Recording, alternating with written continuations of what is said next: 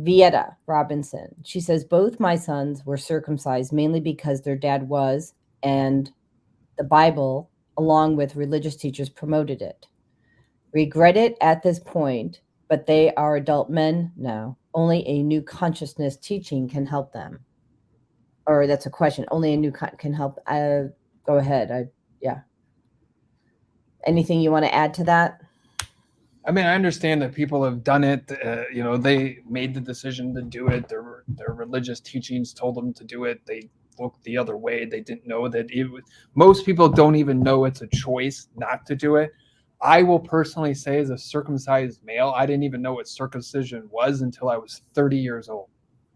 I had no idea what it was. How old are you now? I'm 44. I was born in 1979. I've been alive for 6 decades.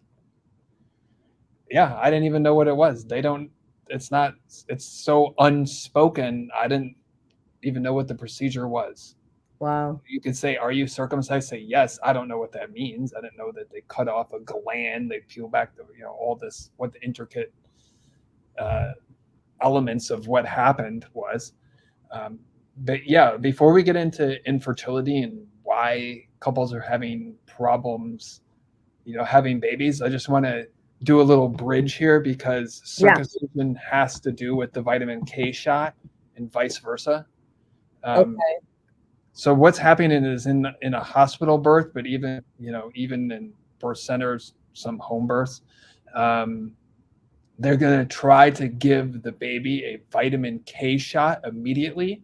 And that, vitamin K is a vitamin that helps with clotting, but they're using needles, they're using syringes and needles, and almost immediately after your baby's born, and in some states even require this, it's that ludicrous, they're going to inject your baby with vitamin K.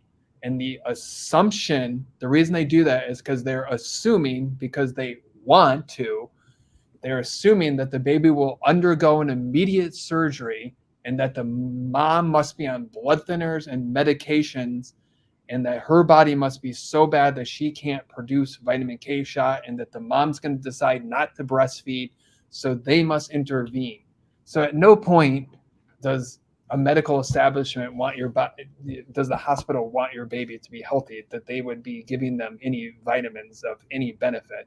So the vitamin K that they're actually even giving the baby isn't even, vitamin K2, MK7. That's the kind that the body could even utilize anyway. They just want to be able to have another area where they can take your baby away and inject it with a needle to create pain, to break that love, that bond. Yeah. And that becomes a cellular memory. It just does. And I know this on a soul level, and I'm sure there's science. I know that there's science to support it, but this memory of pain, this memory of discomfort, anxiety. And so, I know that one of my missions here on earth is to help people shift that cellular memory, right? And release the pain memory and the anxiety memory, and replace it with peace, harmony, and joy. Right. And we do that by reclaiming our health, and which is why I do this show. Yeah. Because this is my volunteer activity. Where my course, so I offer a course in birth, and if you're going through my course, then your body is not going to be deficient of any vitamins. It's not going to be deficient of any nutrients at all, minerals, phytochemicals, hormones. It's not going to have a hormonal imbalance. You're going to check all these boxes before you get to birth. So what's happening is everything's kind of like, all this OBGYN and all this birth stuff was like written in like the 1950s on the East End of London by the docks. And then you had the sailors coming in, and they're like being promiscuous with, the ladies of the night at the dock. And then these are the ladies that are then having to deliver babies in the hospitals, where the OBGYN doctors are writing all the medical studies. So they're seeing women that may have gonorrhea, or they're not eating any foods. They're just living day to day by sleeping with sailors and other men at the docks.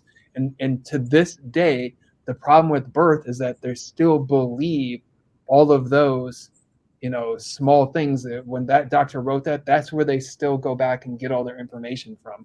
And vitamin K is one of those. So we live in a world where if the mom's eating leafy greens and she's getting vitamin K, if for some reason she felt like she wasn't, you can just take a really, high quality vitamin K2 MK7 supplement.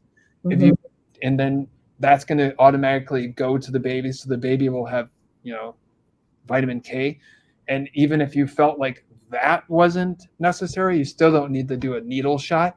You can just have an oral or a transdermal vitamin K2 MK7 supplement in case there's an emergency. So in case that baby goes to emergency and does need surgery or whatever it may be, you could just transdermally, through the gums, under the tongue, give that baby a little MK7 if that baby's not breastfeeding. If the baby's breastfeeding, the mom can breastfeed it in. So the baby's going to start producing vitamin K around 7 or 8 days. And that's why some of the religions have deferred circumcision to day 7 or so. They have a ceremony separate than the hospital. But so the Jews do that. And I want to talk about your approach, like avoiding the needle. Things are changing, everybody. I have these patches. They're called the superpatch. And no, it's not delivering K, vitamin K, but it's delivering a signal, because everything's a signal, as Tom was indicating before, right? The pheromone on the tip of the penis and the foreskin. And that patch is actually, they're coming out for one for erectile dysfunction, so that you get the signal to the brain so you can have an erection, right? But they're also coming out for one with diabetes, but they have right now one for balance and stability, pain. They have a patch for pain. They have a patch for, joy, peace. And why am I saying this? Well, because all we're doing is sending a signal to the brain. We don't have to cause harm. It's not invasive. So my guess, this is where they started, but why wouldn't they be able to create a patch to give a signal, for whatever vitamin your body needs to create or whatever, that too. It's pretty amazing. And the point is that we can, it's kind of like the argument I have against ayahuasca. I like ease and grace, and I know people need to get rid of their traumas, but you can use sound frequency. We don't have to be so harsh on the body. We can use love, peace, joy, and we can do this with greater. We can just do this peacefully. Look, we've all been through a lot of trauma. And I'm just here to tell you that there's different ways to approach it.